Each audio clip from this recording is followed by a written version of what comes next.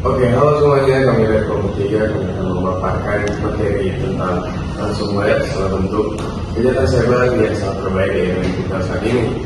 Dalam video ini, kami akan menjelaskan dan latar belakang pengertian dan cara kerja ransomware, dasar hukum di Indonesia, pertanggungjawab pelaku, dan upaya pencegahan dari rekomendasi hukum.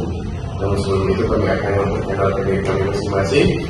Saya sebagai moderator, nama saya Kristianto bersama dengan ini 237711101051. Nama saya Desinta Islamanda, NIM 578. Nama saya Benaya Manoto, NIM 0566. Nama saya Jaman Pangembaran dengan NIM 578. Nama saya Christian Masambe dengan NIM 570. Nama saya Dari Pangala dengan NIM 573. Oke, langsung saja kita mulai dengan latar belakangnya.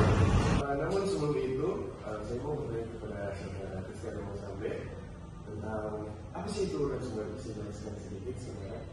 Sebenarnya, namun sebelum itu kita masuk ke latar belakang terlebih dahulu. Perkembangan teknologi informasi telah banyak yang berperan bagi kehidupan manusia. Namun di balik kemajuan tersebut, muncul pula berbagai tantangan baru, terutama dalam bentuk kejahatan digital atau cybercrime. Salah satu jenis cybercrime yang sangat mengarah pada ransomware, yaitu program berbahaya yang menginskripsi data korban dan menuntut tebusan agar data bisa diakses kembali. Fenomena ini menimbulkan permasalahan umum karena melanggar privasi, keamanan data, dan termasuk dengan pidana pembebasan digital. Di Indonesia, kejahatan ini diatur dalam Undang-Undang Nomor 11 Tahun 2008 tentang Informasi dan Transaksi Elektronik atau Undang-Undang ITE, dan beserta perubahannya Undang-Undang Nomor 1 Tahun 2004. Namun dalam praktiknya, penegakan hukumnya masih sulit karena kendala teknis, pembuktian dan koordinasi antar lembaga penegak hukum. Oke, jadi baik, terima kasih atas jawaban yang diberikan oleh saudara Christian Masambe tentang latar belakang dan juga itu ransomware sangat jelas. Dan kita masuk lebih dalam lagi kepada pengertian dan karakteristik ransomware. Saya akan bertanya kepada saudara Benaya Manoto. Jadi ransomware berasal dari dua kata yang berarti ransom yang artinya tebusan dan software yang berarti perangkat lunak. Ya.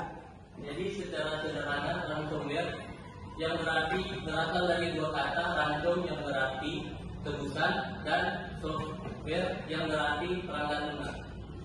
Jadi ransomware adalah perangkat lunak berbahaya atau malware yang digunakan untuk mengunci atau mengenkripsi data sehingga tidak bisa diakses tanpa membayar tebusan. Cara kerja ransomware meliputi beberapa tahap. Pertama, infeksi. Pelaku malware lewat email phishing, situs web berbahaya, atau celah keamanan. Kedua, eksekusi. Setelah masuk ke sistem, malware mulai mencari dan menargetkan data penting. Ketiga, enkripsi. Data korban dikunci menggunakan algoritma kriptografi. Keempat, tuntutan tebusan. Pelaku menampilkan pesan ancaman untuk membayar dalam bentuk cryptocurrency, biasanya Bitcoin.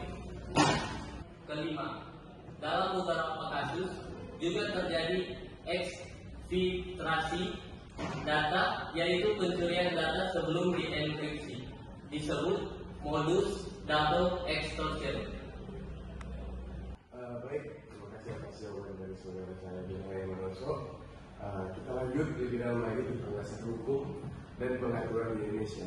Nah, saya akan bertanya ke saudari Desinta yang menuju untuk menjawab pertanyaan dari saya. Baik, kita masuk dalam dasar hukum dan pengaturan di Indonesia.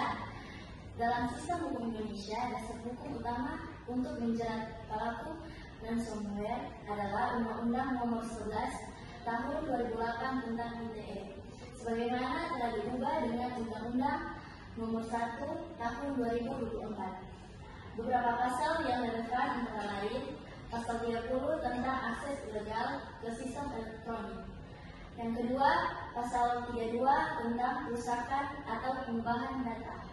Yang ketiga, Pasal 33 tentang gangguan terhadap sistem elektronik. Untuk kasus double extortion, pelaku juga dapat dijerat dengan pasal ayat 2 tentang pencurian data. Jika pelaku melakukan ancaman atau pemerasan, bisa dijerat dengan pasal 45B UU ITE atau pasal 368 KUHP. Artinya, Indonesia sudah memiliki dasar hukum yang kuat dan bersifat kumulatif untuk memberikan hukuman yang berat kepada pelaku ransomware. Oh, jadi seperti itu ya, saudari Disimamanda tentang dasar hukum dan pengaturan hukum di Indonesia tentang ransomware, itu melalui undang-undang ITE. Namun selanjutnya saya akan bertanya tentang pertanggungjawaban pelaku dan upaya pencegahan tentang ransomware ini seperti apa. Saya akan bertanya kepada saudara tentunya. Untuk menjerat pelaku perlu dibuktikan adanya unsur tindak pidana yang terdiri dari yang pertama unsur objektif, yaitu tindakan yang dilarang seperti mengakses sistem tanpa izin, mengeksekusi data, dan mengancam korban. Yang kedua yaitu unsur subjektif, yaitu adanya kesengajaan atau mens rea untuk memperoleh keuntungan secara melawan hukum. Dalam hal pencegahan, penegakan hukum saja tidak cukup. Pemerintah dan masyarakat juga perlu berperan aktif. BSSN atau Badan Cyber dan Sandi Negara bertugas memberikan peringatan dini dan panduan mitigasi terhadap ancaman cyber. Kepolisian RI khususnya di TV Cyber Barreskrim menangani investigasi dan bekerjasama dengan Interpol untuk melacak pelaku lintas negara. Di sisi lain, lembaga dan masyarakat harus menerapkan cyber hygiene seperti pertama melakukan backup data secara rutin yaitu dengan cara prinsip 321. Yang kedua, memperoleh sistem keamanan dan menggunakan multifaktor authentication. Dan yang ketiga itu waspada terhadap email dan tautan mencurigakan.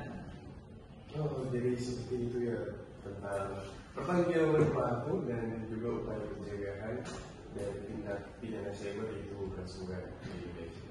Oke, kita sudah sampai di penghujung pembahasan kita pada hari ini tentang ransomware. Kami sudah membahas banyak bahasan tentang apa pengertian ransomware, dasar hukum dan peraturannya di Indonesia, tentang upaya pencegahan, tanggung pelaku, dan saya akan meminta teman saya sebagai permainan untuk merekomendasikan seluruh kesimpulan dari setiap pembahasan yang ada. Kesimpulannya, kejahatan ransomware di Indonesia sudah dapat dijerat melalui kombinasi pasal-pasal dalam UU ITE dan KUHP. Namun, tantangan utama terletak pada pembuktian digital, anonimitas pelaku, dan pelacakan transaksi cryptocurrency. Karena itu, kolaborasi antara pemerintah, penegak hukum, lembaga swasta, dan masyarakat menjadi hal yang sangat penting untuk menghadapi ancaman ransomware di masa depan. Baik, terima kasih atas jawaban dari saudara saya dari Pembangunan yang menjawab seluruh kesimpulan daripada seluruh materi yang kami bahas pada saat ini. Oke, terima kasih atas perhatiannya teman-teman, dan semoga materi ini bisa membawa pemahaman yang baru serta pentingnya keamanan cyber di Indonesia, khususnya ransomware. Kami dari kelompok 3 minta maaf kalau ada salah-salah kata, dan jangan lupa untuk teman-teman dan semua orang yang menonton video ini untuk like, comment, share, dan subscribe channel ini untuk menyupport channel ini terus berkembang. Kami dari kelompok 3, sampai jumpa.